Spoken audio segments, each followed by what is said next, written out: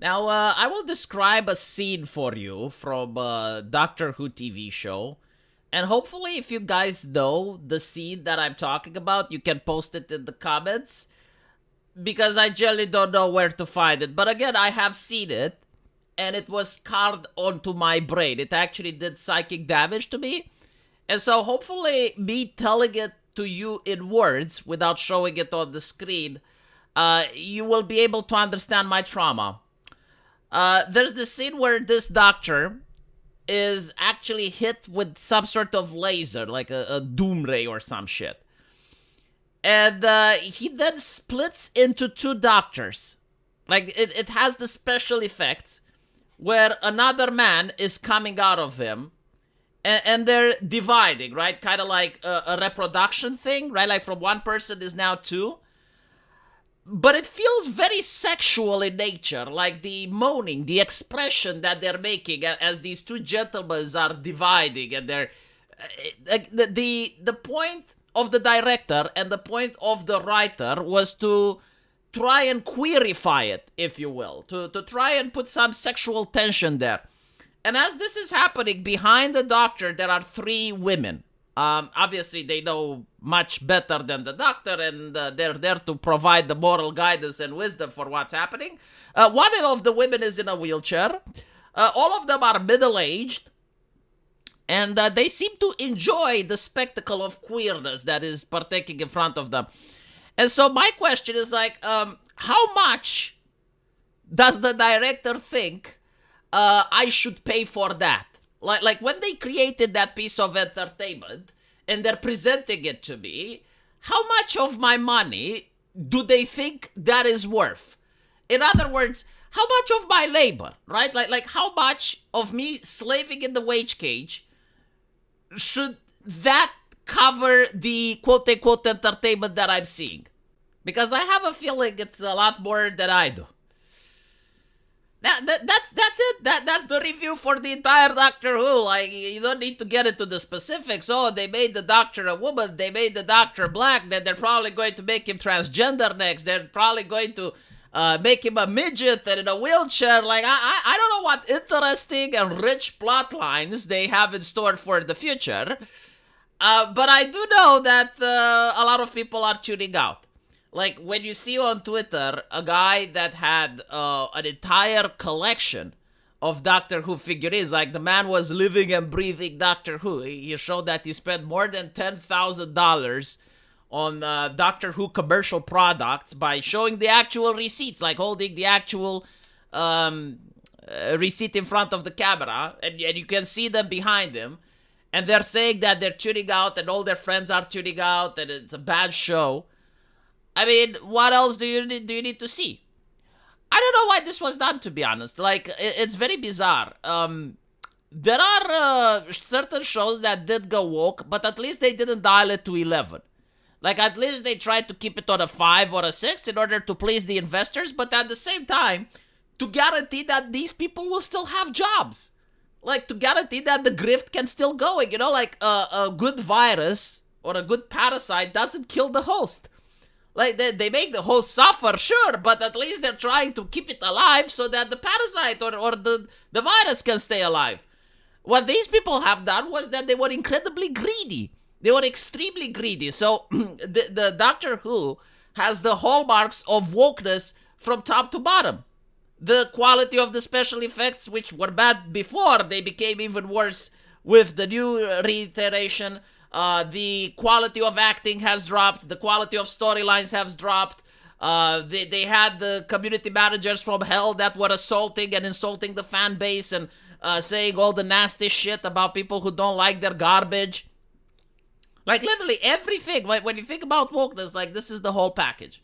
I guess the only package is that they didn't charge you $120 to see it because it's on the BBC. But, well, no, actually, the BBC rips you of your cash if you're in Britain, right? Like, they force you to pay the license, so you probably did pay a lot of money for this shit. And finally, it's facing the axe. You know, this is actually sad, in a way. Not because I'm a Doctor Who fan, but, like, this was part of the British culture. And I think, like, maybe this was the point. Maybe they done it on purpose. Maybe it is because it's part of the British culture. Like, there are so many generations that have grew up on this show, and now it's not going to be there anymore. Like, it was a cultural hallmark. You know, you think of Doctor Who, you think of that fucking phone booth. And the phone booth itself is like a hallmark of tradition for Britain. Like, even now, you go to London and you see those phone booths, they're really charming looking. They're really nice, right? And that's the purpose of wokeness, to erode tradition, to erode the past, to make sure that what happened isn't going to be remembered. And maybe when you think about it like this, maybe that the the whole reason was to make it shit on purpose so it gets cancelled. Then they did a successful job. Like, brilliant, 10 out of 10, good work. What can I do? Call me so I can hire you as well for other subversive projects. And so, apparently, according to reports, the decisions on the show's future will only be decided by bosses once the second series hits screen later this year. It is said that they already filmed his Red Generation exit scene, with crews already fearing that this could spell the end for the series. After a whooping 62 years, like, this thing is older than me. 62 fucking years, can you imagine that? 62 fucking years down the drain. They literally pissed on the work of their betters. They stood on the shoulders of giants just to piss on them. His team also see a lot of fan backlash from the series and don't want the perception of him being the Doctor to get in the way of any future work. The show has been poorly managed in recent years, and there's a lot of people who've been working on the show now being cast aside due to poor leadership. I want to point out that when people were basically saying that the direction is bad, we were told that we're racist, sexist, misogynist, etc., etc., when we were just trying to warn you. We were trying to keep you employed, you dumb fucks. We were trying to keep you employed. We wanted you to put food on your starving kid's table. Because I know you're fucking starving because you're living in the UK and the government keeps taxing you, right? So we wanted you to at least have some happiness in your fucking life, and you insulted us. Well, who's laughing now? The troll is laughing. That's who's laughing. The insider added that people had warned that the episodes were becoming too caught up on an agenda rather than focused on telling a story, with those people apparently being shouted down and ignored. According to the publication, the first series attracted between 2.25 million and 3.18 million viewers. This is, like, unironically, the biggest destruction that wokeness had towards a franchise that I've ever seen. 62 fucking years. Do you know what that means? It means that the show was literally moving on inertia. Like, you generally didn't have to reinvent the wheel. Just like, look at what the show did and just do more of the same. That's it. Play it fucking safe, and you could keep it going for another 62 years. Again, it's very upsetting to see what's happening to British culture. And the thing that they have left is James Bond, right? So I'm pretty sure, like, they have a team of experts to crash that one as well. When is the new next Bond film coming out, huh?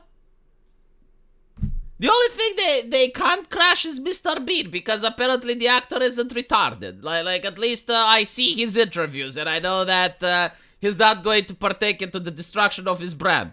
So that's the only thing that you guys will be left with when the woke are done. It's going to be Mr. Bean, and that's it.